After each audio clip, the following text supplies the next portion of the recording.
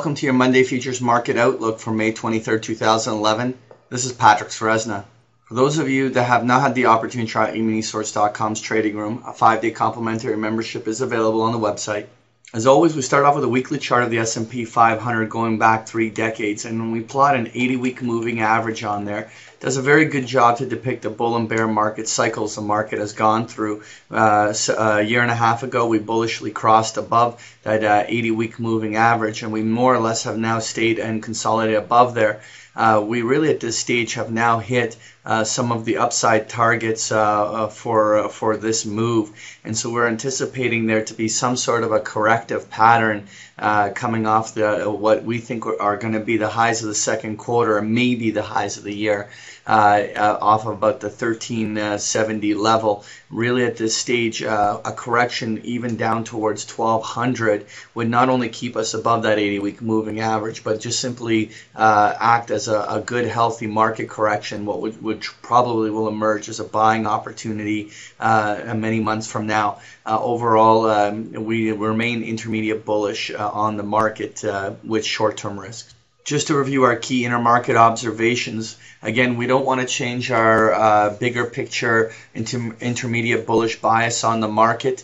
Overall, we would even change that to a bigger picture bullish bias if the market consolidation we have and are overdue for right now ends up just simply being a 10% market correction. If we have a good base over a couple months and the market rolls up, that would actually emerge as being very bullish for going into 2012. But at this stage, we do believe we have seen the highs of the second quarter.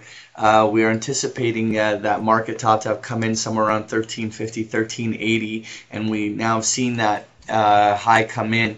We've now also seen a significant reversal in the US dollar thanks to the euro weakness, and which is certainly taking the wind out of the sails of the commodity trade, and which is certainly causing an inner market shift, not only in bonds, commodities, but the stock market and the currency world. So that asset class rotation from an inner market perspective is underway.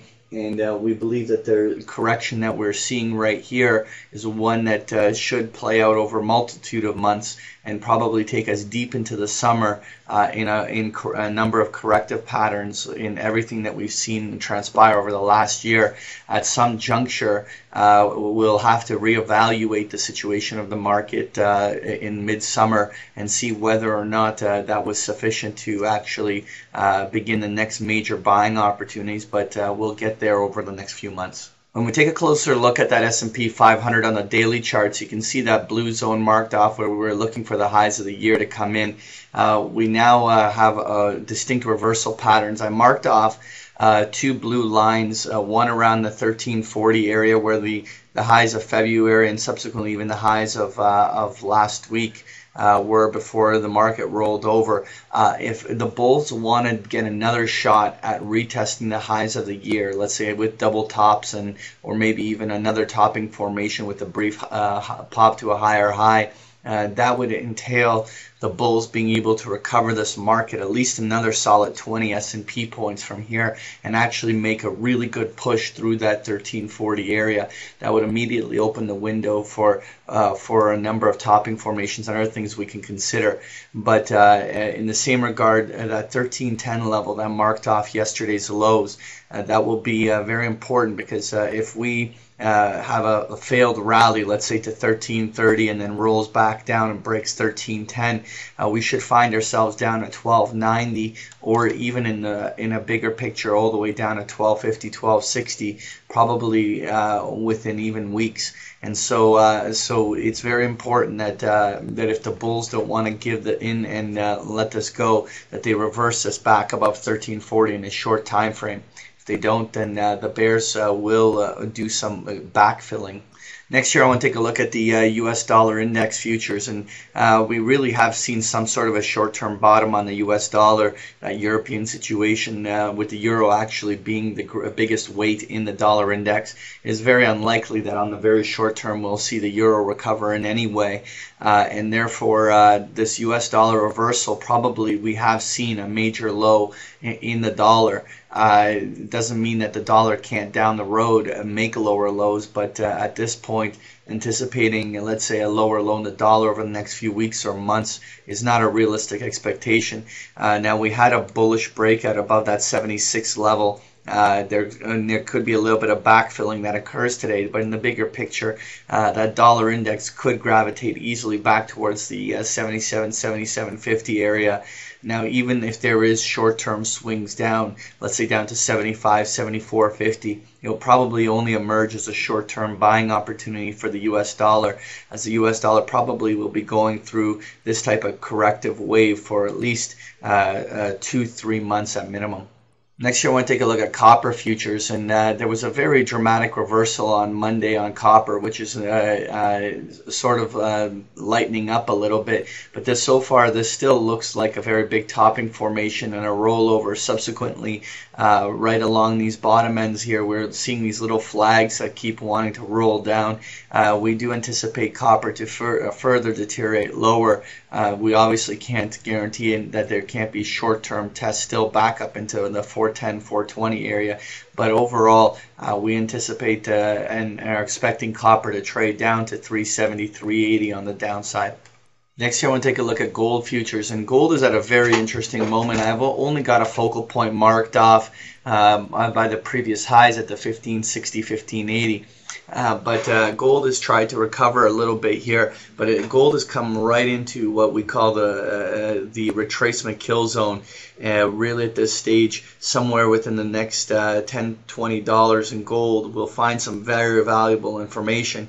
If gold can't really get through 1520, 1540 on the upside and rolls over, there will be another full leg lower in gold all the way down to 1420, 1440, which would be about a 100-point drop from its current levels, and so that it'll be very crucial to see how the gold bulls can act at these levels.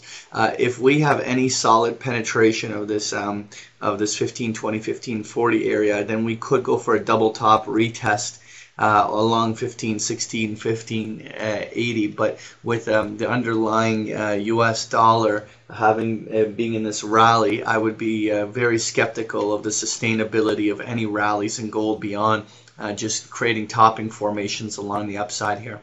Next, I want to take a look at silver futures, and we don't have any focal points drawn on here. Just simply wanted to document the bursting of the silver bubble. And really at this juncture, we've seen some short-term lows on silver around that 34, 33 level.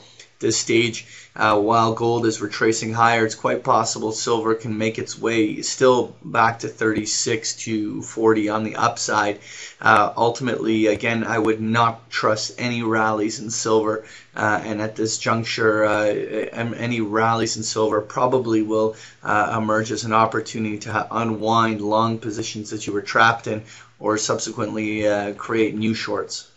Next year, I want to take a look at the crude oil futures contracts, and crude oil continues to consolidate along that 96, 97 zone. A couple of tests even as low as 95. At this point, crude is just like silver and just like gold. It's now going through a little bit of a consolidation period. There could be some working of crude oil back towards even as high as 105 on the upside, but we do believe that the highs of crude oil are in, and that any rallies in crude oil will emerge as shorting opportunities. So even if there's any short-term rallies up here, remain skeptical of their sustainability. Finally, I want to take a look at the 30-year Treasury bonds, and essentially here we've got a very good basing formation that developed between December and April, for about 5 months. We now had a bullish breakout in those 30-year Treasury bonds. We fully anticipate that this was a reversal, and even though the Treasury bonds are now overdue for some sort of correcting, we could easily see Treasury bonds work their way back to the 123 handle, but essentially we fully expect Treasury bonds to find support during any one of those consolidations and probably use that as a springboard to still make pushes higher. In the bigger picture, I think that we could see Treasury bonds trading to 128, 130 on the upside over the next couple months during this big intermarket asset class rotation that we've been talking about. That was your Monday Futures Market Outlook. Thank you for joining me.